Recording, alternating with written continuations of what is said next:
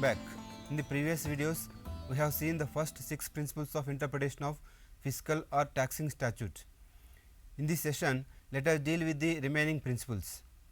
The 7th principle is rule of aggendum generis or nostre suis. The rule is that the meaning of a general word is restricted by the special words appearing along with it. To illustrate, if a man tells his wife to go to the market to buy vegetables, fruits, groceries and anything else she needs, the anything else would be taken to mean food and grocery items due to the rule of aggendum generis and not to cosmetics or other feminine accessories. Thus, the meaning of a word must be taken by the company it keeps. Rule of nostre suis.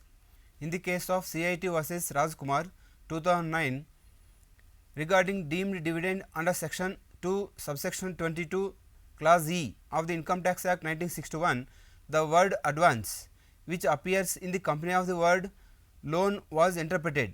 Section 2 subsection 22 clause E reads as any payment by a company not being a company in which the public are substantially interested of any sum, whether as representing a part of the assets of the company or otherwise, made after the 31st day of the May 1987 by way of advance or loan to a shareholder. It was held that advance can only mean such advance which carries with it an obligation of repayment. A trade advance which is in nature of money transacted to give effect to commercial transaction cannot be treated as deemed dividend, falling within ambit of provisions of section 2 subsection 22 clause E. Rule of nostre suis was applied. Eighth principle of external aids to interpretation is the relevance of finance minister's speech to interpret tax statutes. The court may also use certain external aids like works of prominent authors, dictionaries, legislative debates, etc. to interpret statutes correctly. As per the finance minister's speech to interpret tax statutes, the words of statute do themselves best declare the intention of the law given. It is only if there is any ambiguity in the language in understanding the intention of the legislature that the aid can be taken of the proceedings in the parliament, including the aims and objects of the act. Section 57 of the Evidence Act not only enables but enjoins the duty upon the courts to take judicial notice of the course of proceedings in the parliament. In sole trustee Lok Shikshana Trust versus CIT 1975, it was held that if the real meaning and purpose of the words used cannot be understood at all satisfactorily, reference can be made to the past history of legislation on the subject and the speech of the mover of the amendment, who was undoubtedly in the best position to explain what defect in the law the amendment had sought to remove. If the reason given by him only elucidates what is also deducible from the words used in the amended provision, we do not see why we should refuse to take it into consideration as an aid to correct interpretation.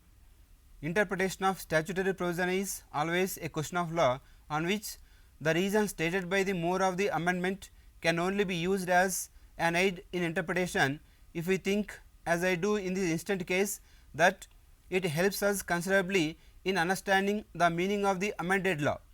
We find no bar against such use of the speech. There is no bar in resorting to or referring to speech of finance minister.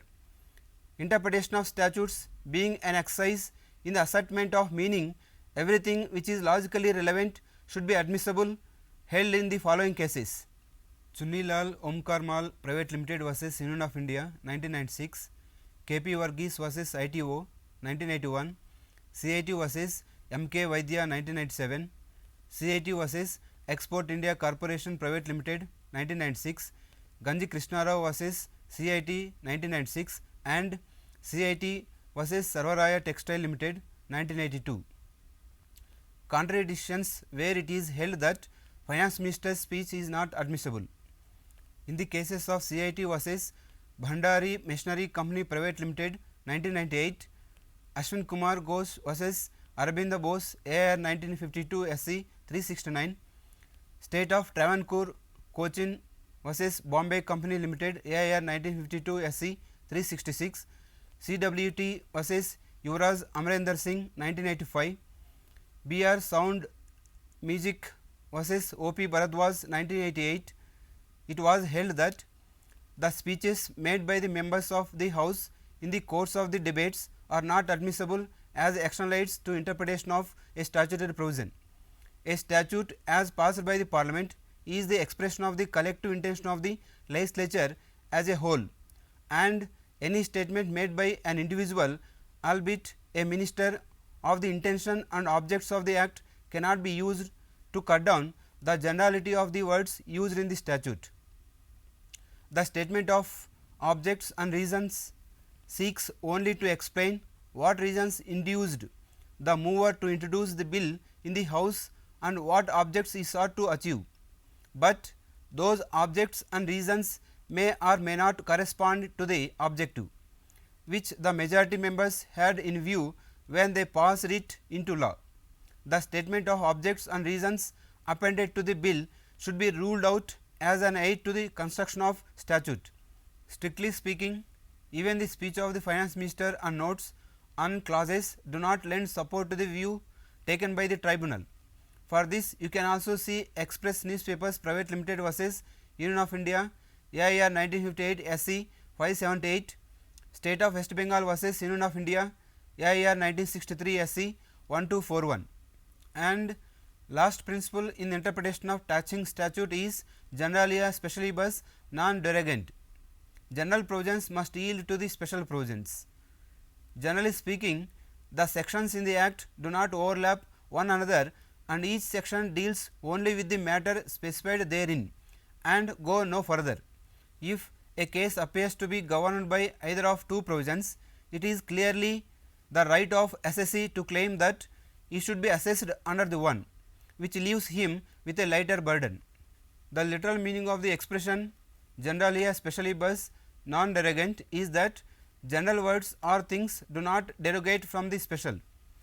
The courts have held the expression to mean that when there is a conflict between a general provision and special provision, the latter shall prevail, as held in the cases of CIT versus Sahasranarayanan and Sons, Union of India versus Indian Fisheries Private Limited, AIR 1966 SC 35, or the general provisions must yield to the special provision.